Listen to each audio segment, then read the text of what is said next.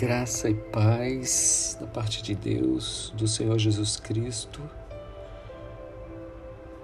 Vamos estar continuando a nossa ativação dos intercessores. Áudio de número 36 do módulo 4. Eu queria hoje falar um pouquinho sobre Elias. Nós moramos aqui próximo da região onde Elias nasceu, cresceu, onde Elias começou o ministério dele de profeta, onde ele fundou a escola de profetas e onde ele foi arrebatado.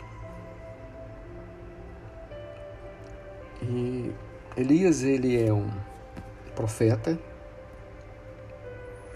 e eu creio que o ministério profético e o ministério de intercessão, eles caminham juntos. O profeta, ele mais do que nunca, ele tem um chamado de intercessão fortíssimo. A base da intercessão, na verdade, é a base de todo chamado. Então, seja pastoral, seja apostólico, mestre, profeta, pastor, evangelista, qualquer um desses chamados, ele precisa ter como base a intercessão, o chamado para intercessão, para oração. Porque é através desses momentos, de ouvir a voz de Deus, é que nós vamos caminhar dentro do ministério que Deus tem para nós. E uma das coisas muito importantes para a nossa vida como pessoa, como ministros do Senhor, é que a gente possa ter esse tempo de ouvir o Senhor. Várias vezes nos áudios eu tenho me referido, eu tenho trazido essa, digamos assim, essa advertência para nós, para mim e para você, sobre ouvir Deus. Recentemente eu creio que o penúltimo estudo, áudio 33, se eu não me engano, sobre aquietar para ouvir. Ficar quieto, parar, escutar a voz de Deus, que é tão importante quanto às vezes a gente só ficar falando, ou talvez seja mais importante do que. Então, hoje eu queria ler um texto, 1 Reis 19. Nós vamos comentar um pouquinho sobre essa particularidade da intercessão. Eu queria ler o texto todo, para que a gente pudesse depois comentar um pouquinho mais futuramente sobre esse texto, que é um texto que me chama muita atenção na Bíblia. Versículo 7, vou começar do versículo 7. Voltou a segunda vez o anjo do Senhor, tocou, ele disse: levanta-te, come, porque o caminho te será sobremodo longo. Primeira coisa que a gente entende aqui, nós precisamos crer no ministério dos anjos na nossa vida. Os anjos, eles são tão reais quanto a nossa presença. Os anjos, eles estão tão presentes na nossa vida quanto um irmão, um amigo, um pastor seu. Eles são reais. Eles se manifestam da mesma forma que eles se manifestavam antigamente. Quando a gente vê na Bíblia os anjos aparecendo, os anjos agindo diretamente na vida das pessoas, tendo contato. E dos primeiros áudios eu falei sobre isso. A presença dos anjos é real. A presença dos anjos na nossa vida, ela é real. Busque isso do Senhor. Busque ter experiências de anjos com o Senhor. Peça isso para o Senhor, para que Ele possa manifestar essas presenças de anjos na sua vida, que você possa ter o contato com esses seres espirituais, como a gente vê de forma tão comum os anjos aparecerem para Abraão, aparecerem para Elias, aparecerem para Paulo, para a igreja do primeiro século, de forma assim tão comum, de certa forma de falar. E fala aqui que o anjo veio e tocou nele e falou: olha, acorda, levanta-te, porque você tem que caminhar bastante. E esse anjo trouxe comida para ele, comida física, não era uma comida espiritual, estamos falando de comida. E ele comeu e ele bebeu. E com a força daquela comida, ele caminhou 40 dias e 40 noites até o Horebe, o monte de Deus. Nós que estamos aqui, eu não sei que período do ano era esse, isso provavelmente já era um período um pouco melhor, porque foi liberada a chuva, e eu creio que essa chuva foi liberada no período da chuva mesmo, é um período aí finalzinho do ano, né? Chegando outubro, novembro, dezembro, janeiro, aqui chove. Mas para quem já conhece o deserto um pouco, como nós conhecemos, nós sabemos como é difícil caminhar por ele. Mas diz aqui a palavra que essa comida fez com que Elias caminhasse 40 dias e 40 noites. Com certeza, aqui foi um caminho traçado diretamente, e ele veio fazendo esse trabalho, ele veio caminhando através da força dessa comida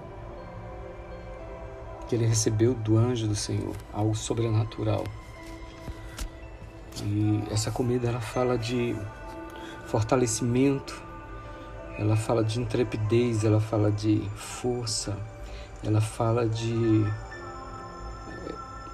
não desistirmos. Não desista, não desista, não desista. Quando você pensar que você está fraquejando, peça ao Senhor para enviar um anjo para fortalecer você, para agir na sua vida de forma sobrenatural, assim como agiu também na vida de Daniel. Que o Senhor possa fortalecer a sua vida de intercessão, que o Senhor possa fortalecer a sua vida física nas suas lutas diárias. E fala aqui que entrou numa caverna onde passou a noite. E eis que lhe veio a palavra do Senhor, e ele disse: que fazes aqui, Elias?